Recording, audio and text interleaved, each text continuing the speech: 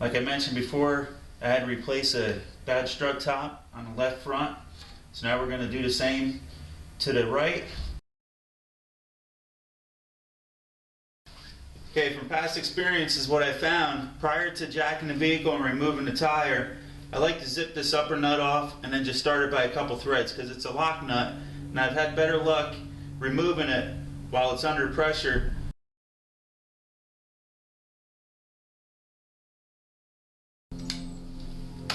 Sometimes these will still spin,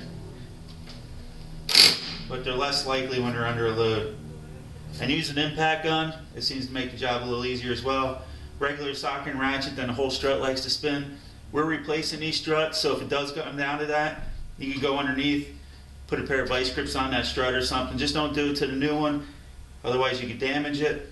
But with the old ones, they're going into scrap anyhow. Okay, might as well show you here. It's just, see how these have this cup style strut top, similar to the back? We're going to start this just by a few threads that'll keep the strut from falling out. Okay guys, if you come down here, you see I got the wheel off, got it on a jack stand. I put my jack underneath the cross member there just for extra security, because these things have a tendency of rotting out the rocker panels. So just for extra security, I had to put that jack somewhere where I know it was secure, just for safety concerns. And I'd recommend you doing the same as well.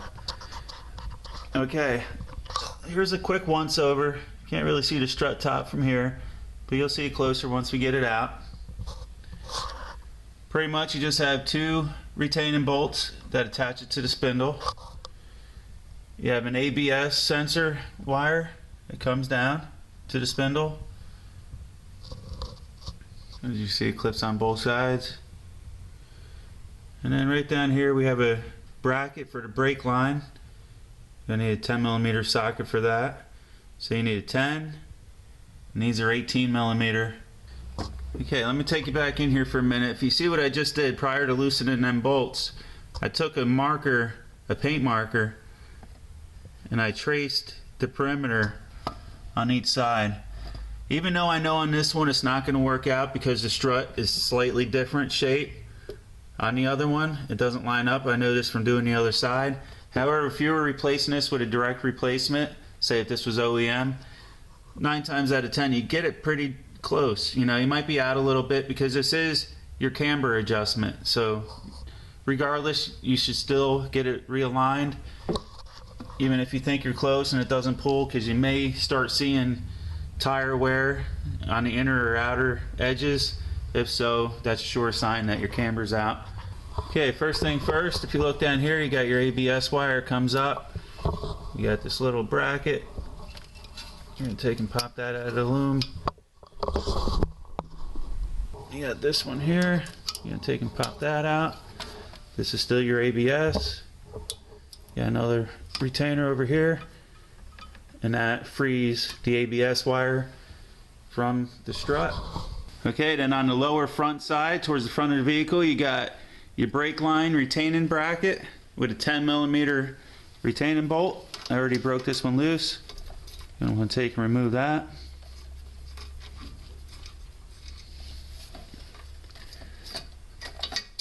And that frees the brake line from the strut. I'm not sure how close this is going to get me, but I'll find out once it goes to the alignment shop.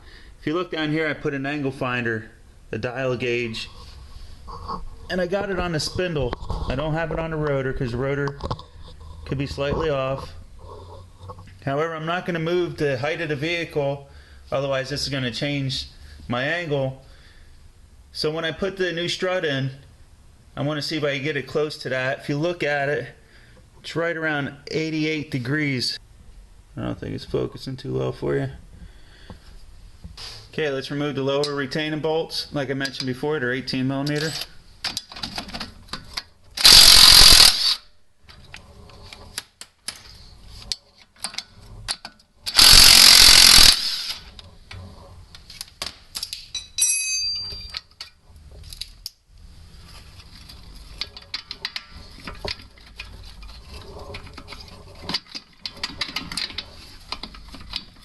As you can see how much movement there is there.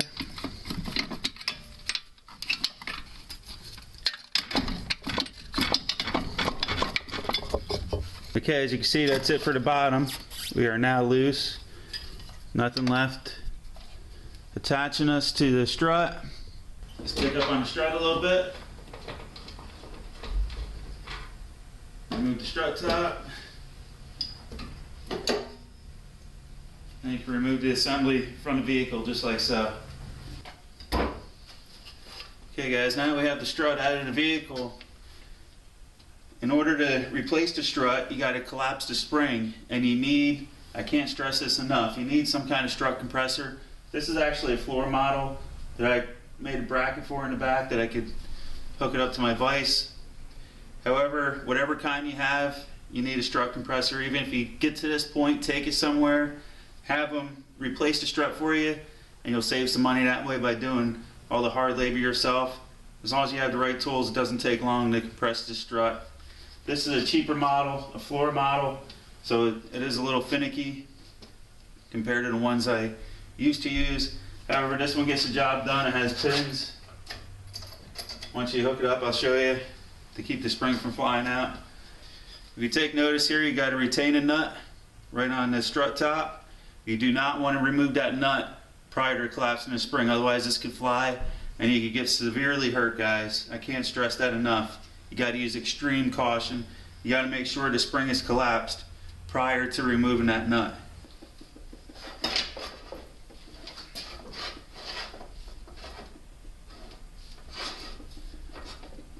guess that's about as best as I can get that one.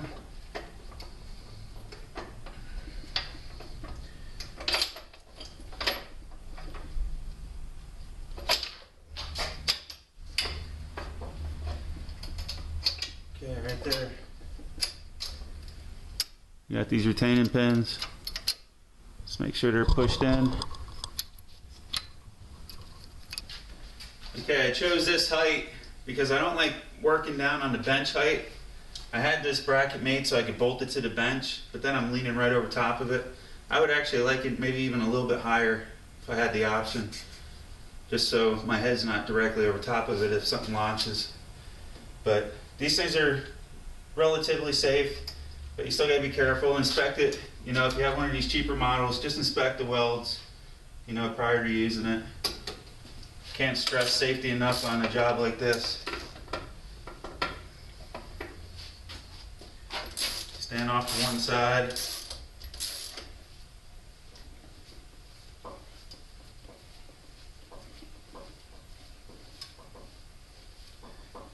You see it's starting to relax. Not quite there yet. Getting there now. See how I can move that strut?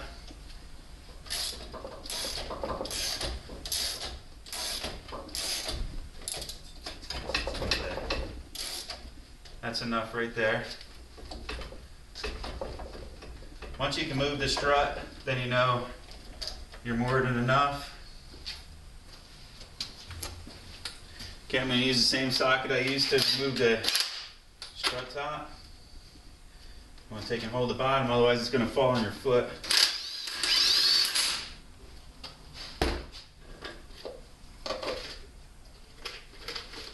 Okay, just like that, guys. You got your dust cover, you got your bumper.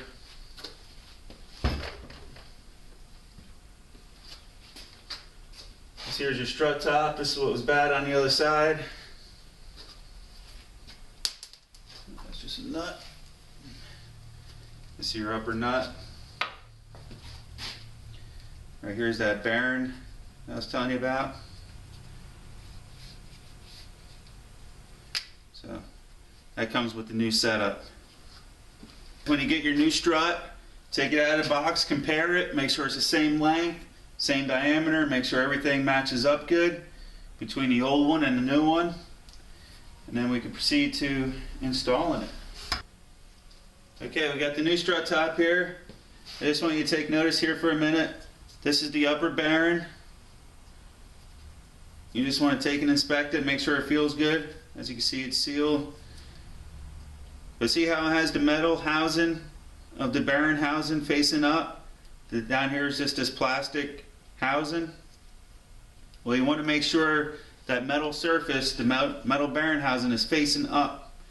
So this taper side goes up into the strut mount in the vehicle. So this bearing goes down below, and you want that facing up. Because if you look here in the center, I'm not sure if you can see it good, it's just a little rubber lip. So pretty much this is going to go in like so. Now you can see that metal piece showing through. The nut has a shoulder on it, so it's going to take and sandwich that little rubber ring, that part of that strut top, when you tighten it up like so. So you can see what will happen if you put this in upside down. The nut will pull right through. So you want to make sure you put this on correctly. Okay, let's get started. You take notice to this old one here, you got this ledge. That's where this bottom spring, this part of the spring, you make sure that's turned against. You can almost see the dirt mark. Hopefully I got you in the frame. You can actually see the dirt mark where the spring resided. So, same thing on this one, it has a ledge. So we want that spring to be turned there. We're going to take and put our bumper on.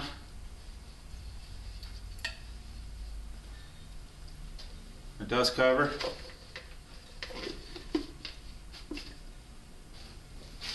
This here is a metal top. I'm going to make sure that's in place as well. Really don't have to remove that for any reason.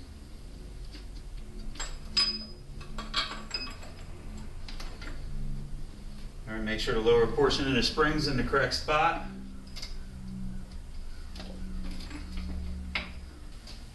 You got this upper bearing. Remember that side down, metal side up. Rubber strut mount. And then the nut with that ledge facing down. Remember, it's going to sandwich everything. You want to try to get this part together as quick as possible, because now it's much more safer if something were to let loose. That nut's there protecting this.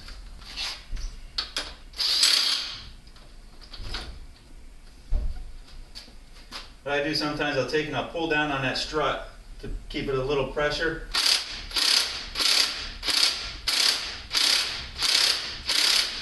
Now I know my impact gun gets it tight enough. What you don't want to do, you want to try to resist putting any vice grips or pliers on the shaft of the strut. If you do it up high, you can get away with it. But if you put any marks down low where the seals are going to come in contact, then you're going to damage the strut. So I try to prevent the temptation of putting something on the strut itself and just lock the top like I showed you.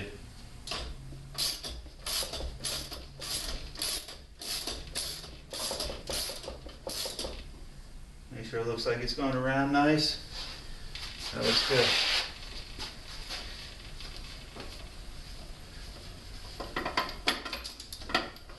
Those are the type of things you gotta look for. Everything looks good.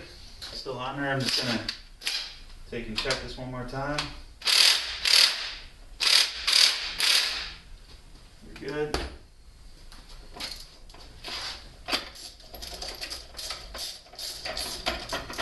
So make sure it's loose enough. Take and pop the pins.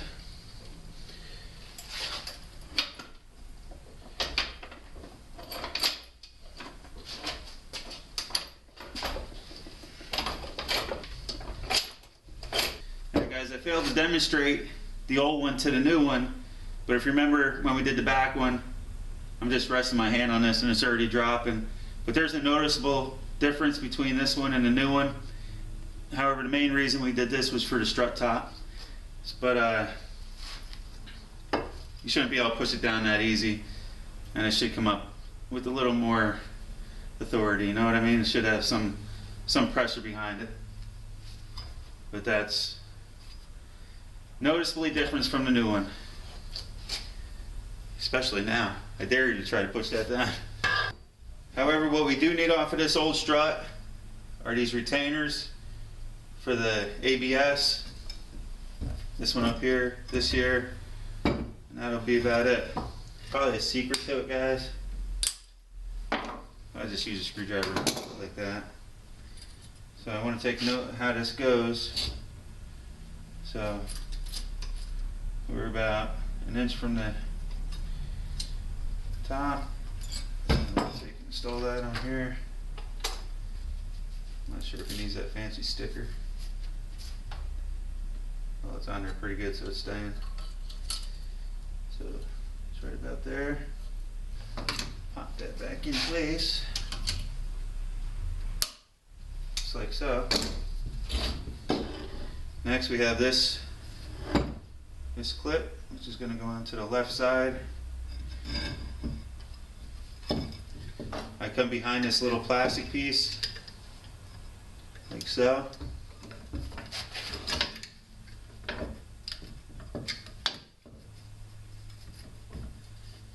And just pull it out. Just like so until it clips. Okay, let's reinstall it. Okay, the new strut top assembly, if you're replacing the strut tops, comes with the new upper portion and a new lock nut. Okay. So we're going to feed this in just the way we took it out.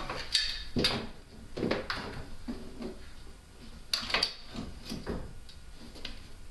sure we're not pinching nothing. Hold it up into the top.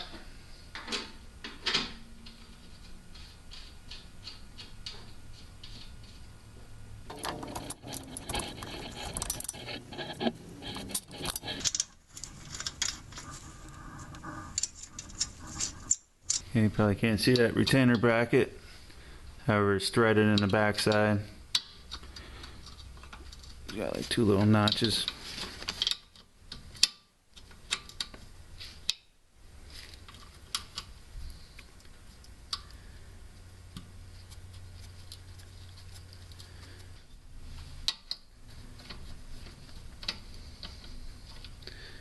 You can tighten that right down. Look here, that's about as close as I could get it. Which it does seem like it's pretty darn close. But that's as tight as I can get it to that line. So it is slightly different.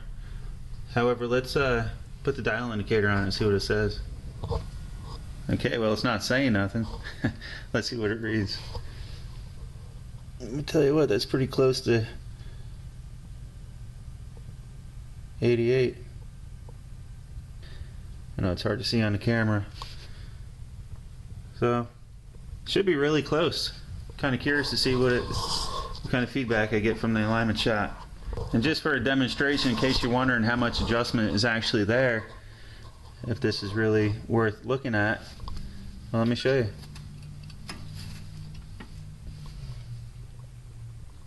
You can see you can move that way out. I could almost go 90 with it. And about 82. So, just goes to show you it's pretty close.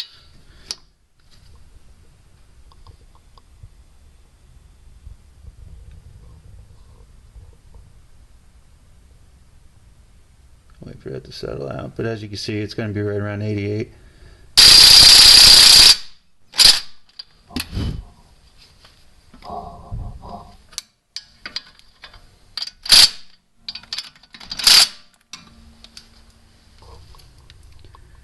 Okay, looks like you stayed put. Now I'm not saying that's the reading you're going to adjust yours to, because this all depends on the angle that the vehicle is lined up.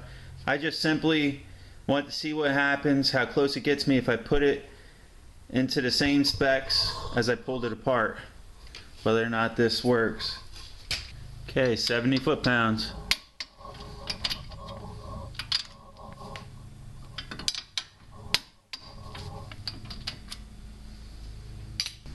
Okay, that covers everything for down here. As you can see, we got our ABS wires in the loom,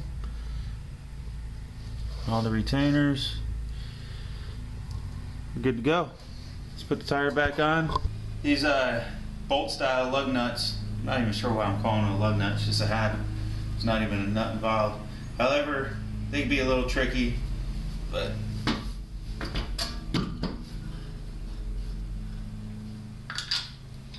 really isn't too bad once you get used to them.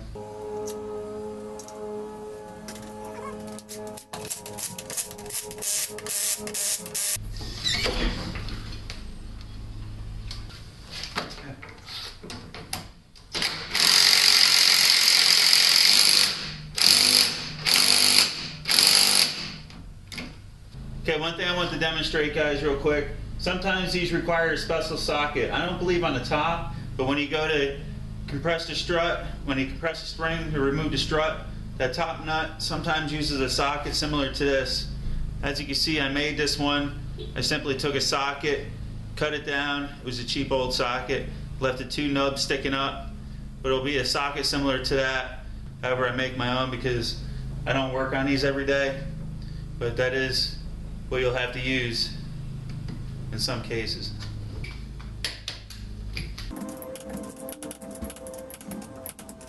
Okay, these ones get torqued at 80 foot-pounds. I believe 99 and newer get torqued around 89, 90, somewhere in that range. Just look up the specifications for your make and model. I'm going to close it out with that. Hopefully I supplied you with enough information to complete this task if you ever come across it. I'm almost certain it's the same on most of the A3 platforms. This is a 98 Volkswagen Jetta TDI. I believe it may change slightly after 99. However, it's a pretty straightforward strut replacement and a few different steps on other makes and models. However, the main thing you need is a strut compressor. I can't stress that enough. Use the correct tools. I don't want to sound like I'm repeating myself, guys. I just want you to be safe. If you'd like to see a video covering the process on replacing the rear struts, I'll leave a link in the description. In addition to that, I also have a video covering the timing belt replacement. That's a pretty detailed video, and I'll leave a link for that one as well. Till next time, guys, stay tuned. I hope you enjoyed.